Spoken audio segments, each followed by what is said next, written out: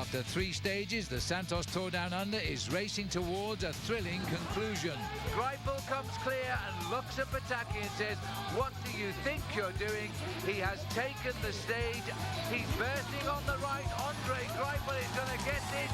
He's taking on Huntrovic, and I think he's got him by the skin of his racing tyre. Incredible turn of speed. That win will also move him back into the overall lead. The team was awesome again. We are nearly 3 riders down, but the guys rode their ass off again today and kept me in a good position for the sprint. Andre Greipel, the German stage sensation with 10, is closing in on the record number of 12 stage victories.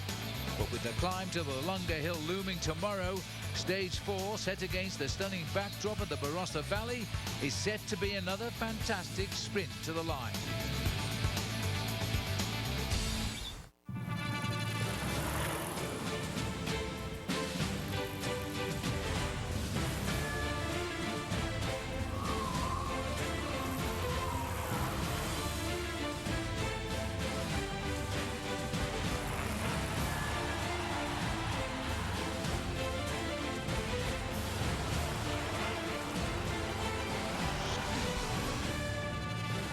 Hello everyone and welcome to the Epic Cycle Series presented by Michelob Ultra. I'm Phil Liggett and joined as always by Paul Sherwin.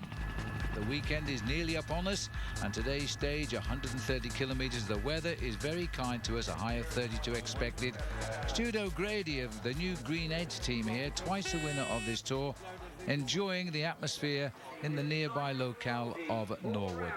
Yes, but I think today everybody realises, Phil, it's game on. That's Mark Renshaw there, almost got himself a victory on the way down to Victor Harbour. He'll be looking for a victory a little bit later on in the week if he can, and why not today? Although there's a little bit of a problem down towards the end of the stage with a small climb called Mengler's Hill. Matthew Lloyd, you might see a lot of him today because he's a climber, or indeed Alejandro Valverde. These riders now getting onto their terrain, maybe to the national champion Simon Gerrans, already an overall winner of this race, or will it be Eddie Boysen-Hagen? Well, one man it won't be, but one man we want to speak to is riding his last race here. Robbie McEwen now with Paul Sherwin.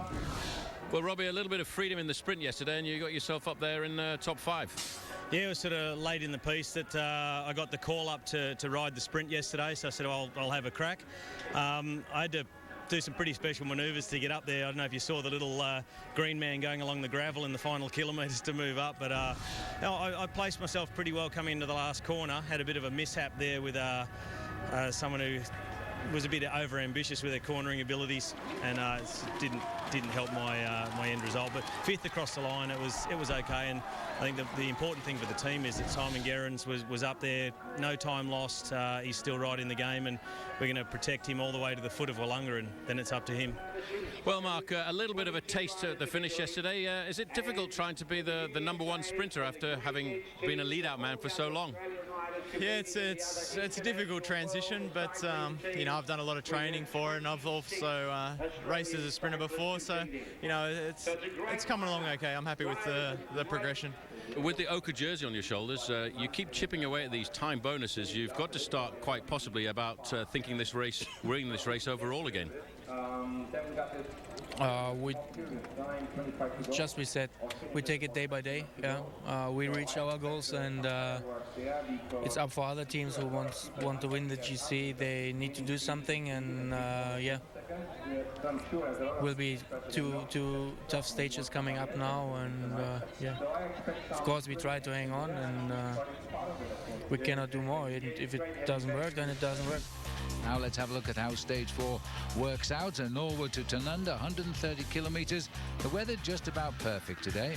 Well, this Bupa stage, it may be short at 130 kilometres, but it's extremely testing. There are 2 Jayco sprints out on the course, and I have to say that once they've gone through the Powerade hydration station, the final Skoda King of the Mountains at Mengler's Hill really is going to be very grippy indeed. It is. It comes just 23 kilometres from the finish. It's the steepest hill we've tackled so far, and we're all set to go now as the riders make their way from Norwood. And soon after the neutralised section, which again is a little bit long at 8 kilometres, and then they go straight up the hills. And I must say, it's going to be a long climb, and action could come literally from the gun today. Very difficult race route today, only 130 kilometers, but I have to say this is probably the most difficult stage of the race so far, and one that will lay down the foundations for the man who will win this bike race after the 6 days of racing. Very nervous this morning, the riders, because they know it, and that's the man in the hot seat now. He's still smiling there, Andre Greipel, but he knows this is not the course for him today, but he'll do his best, I'm sure. The flag is in, a little bit of a flat road, and then we'll climb into the Adelaide Hills, and look at this. The attacks are starting immediately, and this looks like Lachlan Norris. Well, not a surprise, Phil, that Uni SA out on the attack. It seems to be the order of the day for this team. The most aggressive team, I would have to say, of the Santos Tour Down Under so far. Well, good wide roads again, a great organisation, especially by the police service here in South Australia. A little counter move coming as well. That says Luca Paolini. He's a noted sprinter, Paul, and he's attacking very early today. Well, the rider from Katusha here, yes, he is an extremely good sprinter. I would think he, like many of the other sprinters, would be looking for a little bit of an advantage before they get to this first climb of the day. And I, for one, am a little bit surprised that the first climb of the day, at around about 5 or 6 kilometres in length, is actually not a categorised one. Yes, I must say it was well worthy of it, as you'll see in a moment as they go up this climb. So there's another rider there coming through from Team AG2R as well. More attacks. Man in black there, Matty Heyman. I saw Nathan Haas on the front, but that's another rider who's just shot off the front here. Everybody, it seems, is willing to have a go. Even Lee Howard of Green Edge tacking on. Julien Vermont is making the move here. Well, I don't think he's any relation at all, Phil, to a former teammate of mine, Michel Vermont, because in fact he is from the Flemish-speaking part of Belgium. Now this is looking like a very solid 3-man leading group. Now if they can cooperate together, they may well be able to break the stranglehold of the main field. And this is the man now setting the pace, the Russian rider Belkov, and he's got quite a lead over the field, albeit on his own, and a long way to go. Well, he'll be looking for some sprint points at the Jayco sprint point at Kersbrook after 25 kilometres, but the whole of the main field, Phil, look at this. In fact, they're coming across now in 1s and 2s. This has been a very, very good attack and counter-attack opening 25 kilometres today.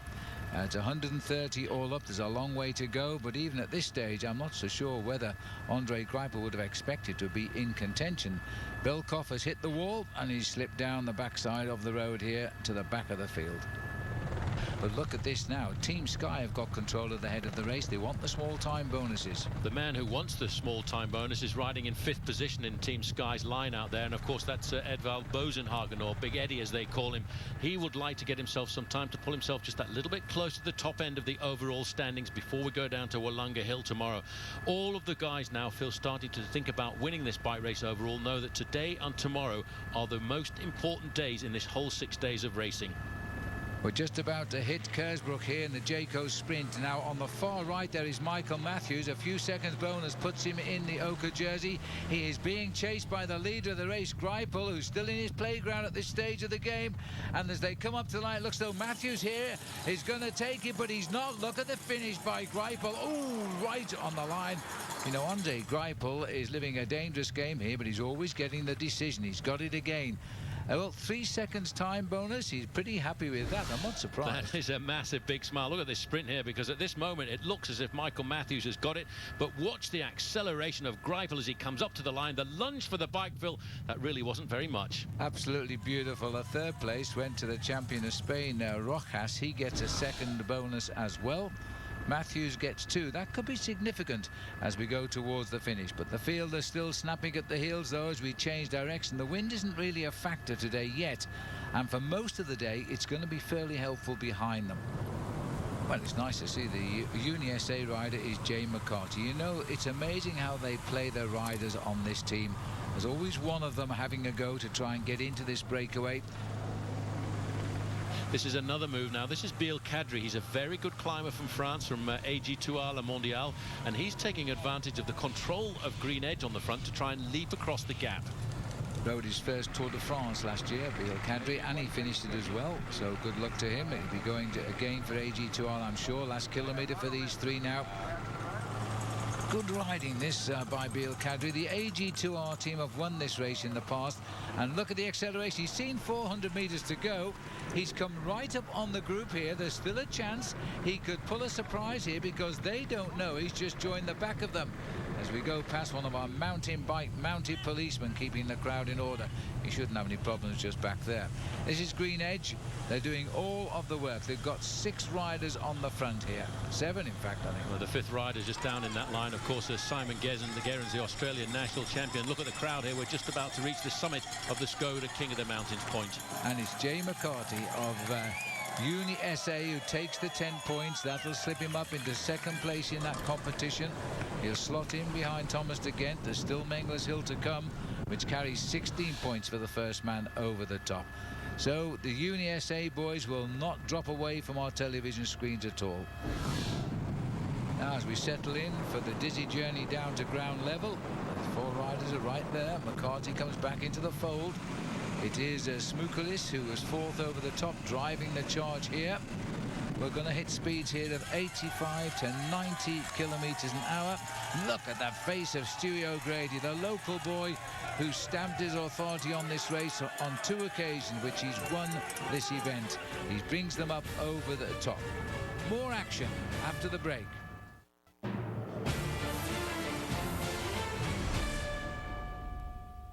Welcome back to the Epic Cycle Series presented by Michelob Ultra.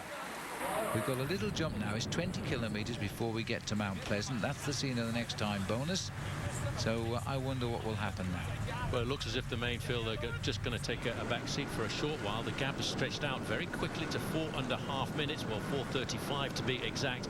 I would start to expect to see some kind of reaction now, Phil, coming from the main field soon. Well, we haven't seen it, but in fact, Agatis Smukulis has fallen back. There are now only 3 riders in the lead, but they're holding on to a healthy one.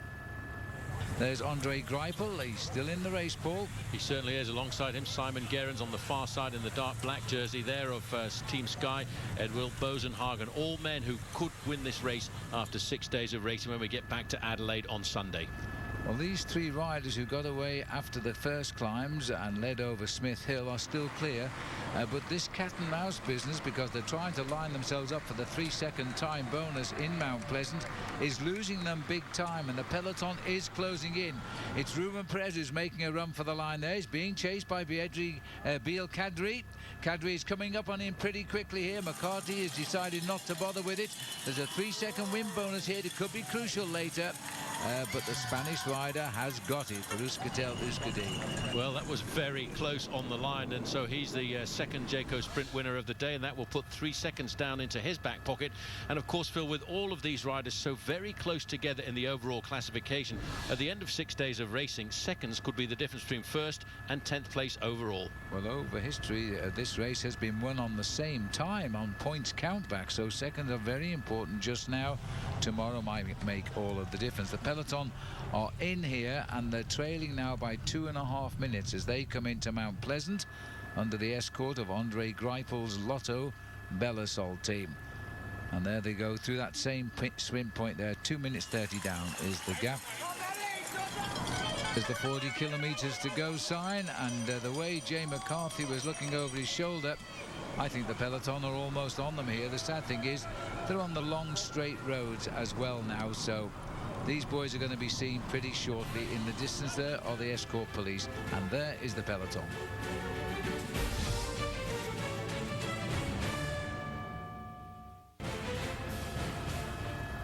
These are the 3 leaders, and that is the peloton. We're going to go on to the hill all together. Yeah, but just look how seriously all of the teams are packed together. You've got the red and black jerseys of BMC on the right-hand side. You've got the fluorescent green jerseys of Green Edge there at the front end of the main field. Saxo Bank in the dark blue, a new colour jersey for them this year. The big teams now, Phil, are taking this very seriously indeed, because I think we're going to see a little bit of an attack once we start to get to the early slopes of Mengler's Hill. Now, is that an angel or a devil? I can't make my mind up there, Paul, but we're right on the steep slopes here of the climb of Mengler Hill now. Looks like there's a very serious split going on here. 1 or 2 riders going out of the back, including this man, Andre Greipel. Phil has missed the split. The quick time check that I'm getting through is currently he's looking for around about 30 seconds to pull himself back into this race. Well, he's been helped by a teammate just in front, Marcel Seberg. This is the rider who's just ahead of the pack, Rowan Dennis. He's a South Australian, so they're going to cheer him up the climb here. If he grabs these points, there's 16 at stake, because this is the first category climb of this year's tour. He's over the top in first place, and if again doesn't score, then in the top 5 places, he's the next leader. Happy to have done that as they continue. This is the Movistar rider coming up at the moment, and this is Javier Moreno. Simon Gerrans is there, so it looks to me, Paul, as though in fact the leader in the Skoda competition, De Gent, didn't score, so Dennis is the new leader when he gets down to the bottom. Well, this is him just very easily getting himself those maximum 16 points at the top of the Skoda climb there. He doesn't have much of an advantage over the main field, but the big news really, Phil, is the fact that further down the road, the Oka jersey on the shoulders of Andre Greipel at the start of the day is having that jersey slipping away from him, and I wouldn't have expected that on this climb today. Well, he's only lost a couple of 100 metres as we head up towards the summit, but look at the way the peloton has splintered here now, and he's going to find no friends in this group except his teammates. That's a healthy-sized bunch down there now. It looks to me as though the throne is vacant for the next leader in the Oka jersey competition as they speed towards Tanunda. Andre Greipel has lost the lead.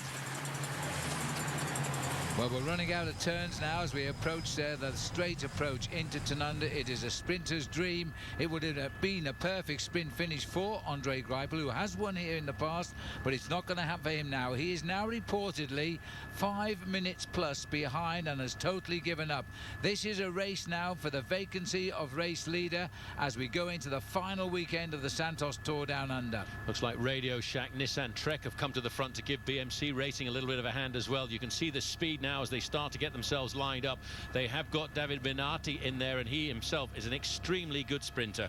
There are actually some very good sprinters who've got over Mengler's Hill and are still in this group, so it's going to be a roaring finish. 1 kilometre to go now, and it's Team BMC still driving to get Kohler into the Oka.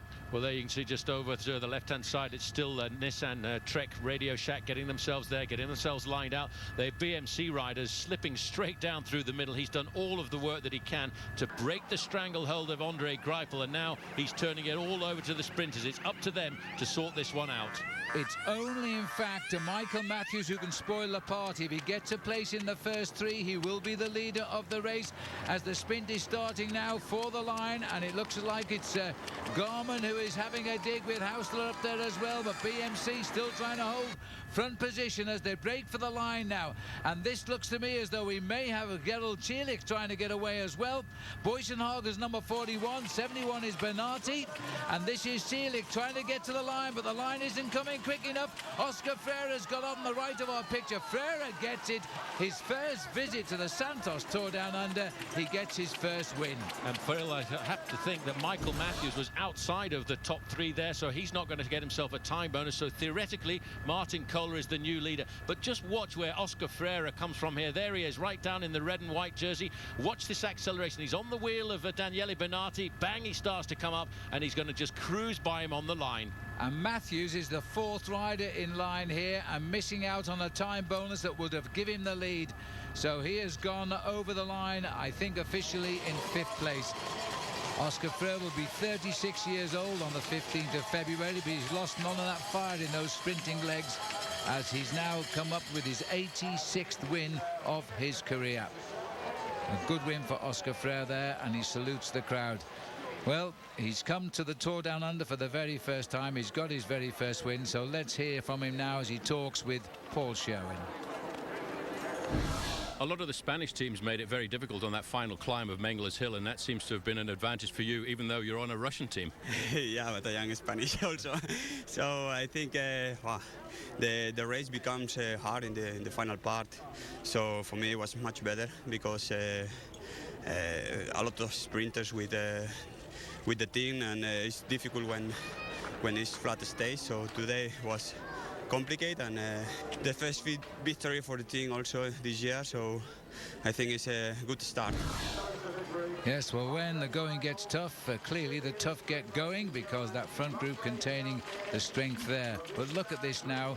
The clock is indicating 7 minutes has ticked by, and they're still coming up to the line. And the big loser of the day, looking pretty nonchalant in the Oka jersey, is Andre Greipel. He's a great competitor. He's won 10 stages in history over the years in this race, and I'm sure we'll see him winning stages again. But today, he lost the 2012 Santos Tour Down Under. This is how it all started out today as we look at the highlights of the day of racing. A good battle to the line there between Bling Matthew on the right and Greipel in Kersbrook at 25 kilometres covered. Then it was trouble on Mengler's Hill for number 11 as he found the pace just a little bit too tough. Once he'd lost the grip of the wheels in front, he tried to chase for a few kilometres, realised he couldn't, and he had to let 49 riders contest the finish, where Oscar Freire was taking out the win. And then there's the clock. 7 3/4 minutes later, over comes Andre Greipel there to ride off and to get rid of that ochre jersey for 2012. That's rather sad. Let's have a look at the stage 4 for Bupa result. Oscar Freire ahead of Gerald Cierlik, Daniela Benatti, Edward Boysenhagen missing out on bonuses, as did Michael Matthews. That's significant perhaps for tomorrow. But one happy man now is the new leader, Martin Kohler. Well, Martin, you had the jersey, you've lost the jersey, now you've got it back again after a great ride by the team in the final kilometres.